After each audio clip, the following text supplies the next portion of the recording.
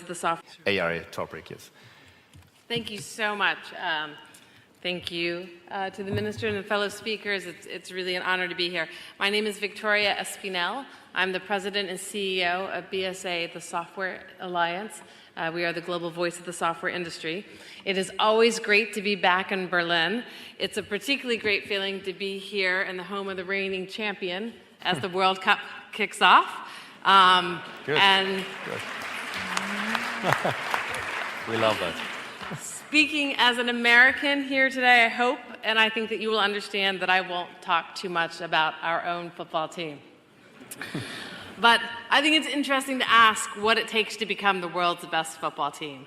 And there are a number of things that go into it, but I think one thing that stands out is the 1 billion euros in youth football development that Germany invested over the course of a decade before the 2014 World Cup. And I think it's extremely encouraging that Chancellor Merkel has pledged to invest more money in artificial intelligence research because I think it's something that's very much needed. So I'm going to bring a little bit of a global perspective of policymakers to this discussion. I have spent most of my career in public service.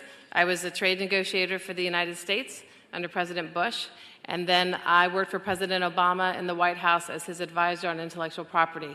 So both my former jobs and my current jobs involve a lot of talking to governments around the world. And one of the things that I'm finding is that governments are increasingly captivated by artificial intelligence, by both the possibilities and the perplexities of artificial intelligence. I think there's some that see the possibilities of artificial intelligence being almost a silver bullet to solve some of the most vexing problems that we have. And I think others are concerned that AI will displace workers on a vast scale, that it will fundamentally reshape our global economy in negative ways. My own view, and I think this is important for both policymakers and industry leaders, is that we need to cut through the hype and the fear-mongering, and we need to take a really clear-eyed view of what both the potential and the challenges for artificial intelligence are. I believe there's vast potential to harness it for the good of society and for the good of economy, but in order to do that, we need to understand it. And that means and includes understanding its risks so that we can work together to shape our future. First, I would start off by saying, and I think everyone in this room knows this, but artificial intelligence is not some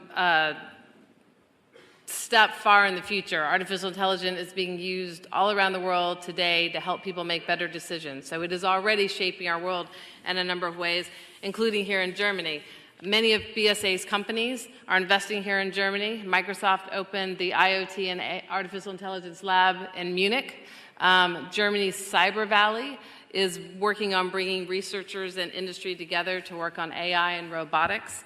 The German Research Center for Artificial Intelligence is working on interactive textiles, sort of 4D printing, augmented vision, innovative factory systems to help with Industry 4.0, and intelligent analytics. Beyond the research and development that is already happening, many German companies are using AI, as you well know. So Otto is using it to reduce product returns, which not only saves them money, but makes their customers more loyal. Daimler, beyond autonomous vehicles, is using AI to transfer knowledge inside the company so that new engineers can get easily leaked up to more experienced colleagues who may already know the answers to the problems that they're trying to solve. In health around the world, but including here in Germany, researchers at Marburg are using IBM's Watson to help patients with rare diseases, to help spot those diseases earlier. And University of Bremen researchers are working on a project called Sherpa, which is a robotic platform to help alpine rescue missions, search and rescue missions in challenging environments, including alpine missions. So there are many examples, I think, that point to the potential of artificial intelligence, and it is a potential that we are just beginning to tap. It is, although we are in the sort of fourth or fifth decade of academic research in terms of commercial uses of AI, it is still a very young and new industry. But I think it's also very clear that the benefits are not going to automatically materialize, and achieving them is going to depend on our ability to create an environment that fosters artificial intelligence but also that builds trust and confidence in how it's going to be used. So what can we do to maximize the potential? I think one area where we can look to for examples, candidly, is Germany's approach to cloud computing. So my organization in 2011 started a report that we called the Cloud Computing Scorecard, and we look at countries around the world and we rank them on various factors to determine how well they are doing in creating an environment that will encourage the adoption of cloud computing.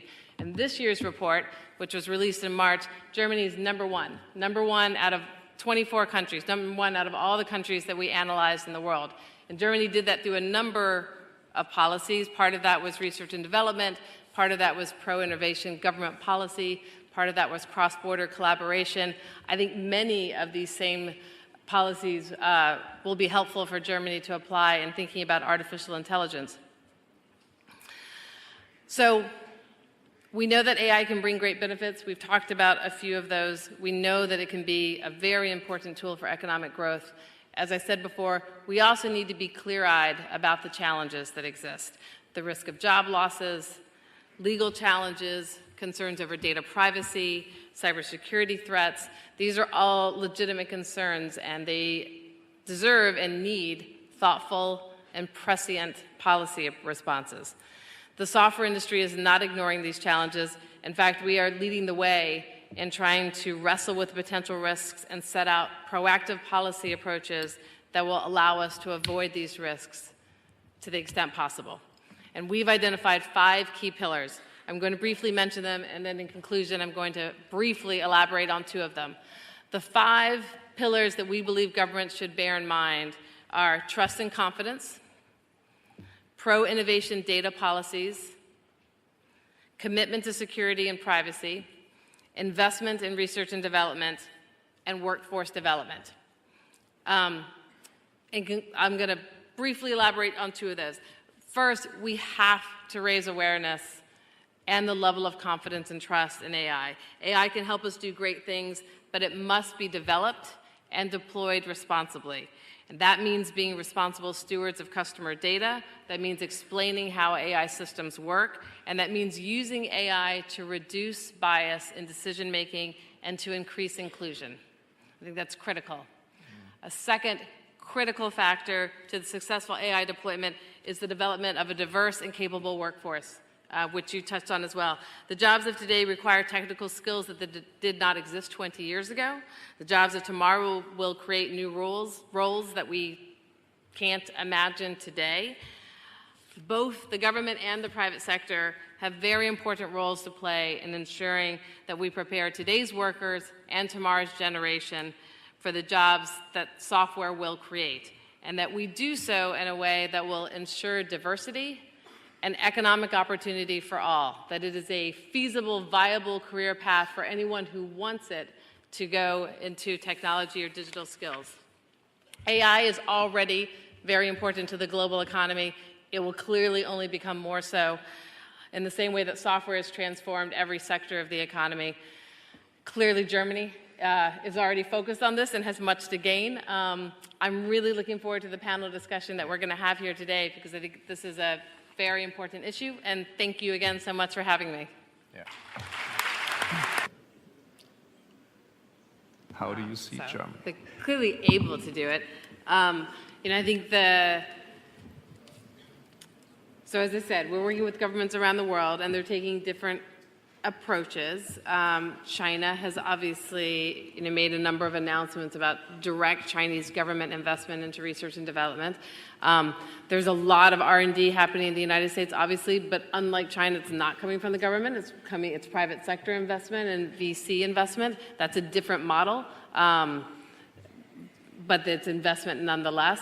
I do think more investment in Germany makes a lot of sense. There's already the research centers that we talked about, and there's Chancellor Merkel's recent announcement of increased investment. As I said before, those seem like good things.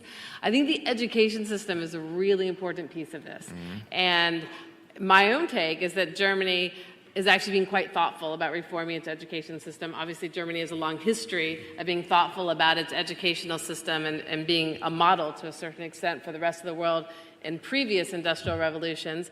I will say in the United States, it feels to me like we're behind in terms of thinking about our educational system. There's a lot that the industry is doing, but government needs to do a lot more.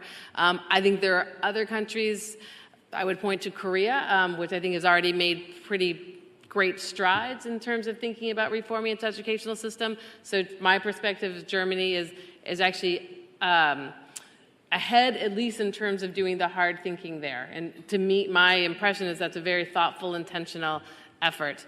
I think there's sort of an entrepreneurial spirit that I think is necessary, and clearly there's a lot of that happening here in Berlin. And so I think one of the questions is, that's a hard thing for a government to force, right? It's more about governments creating an environment and then trying to get out of the way of that kind of spirit. I think that's an important piece for Germany to be thinking about as well. Mm-hmm.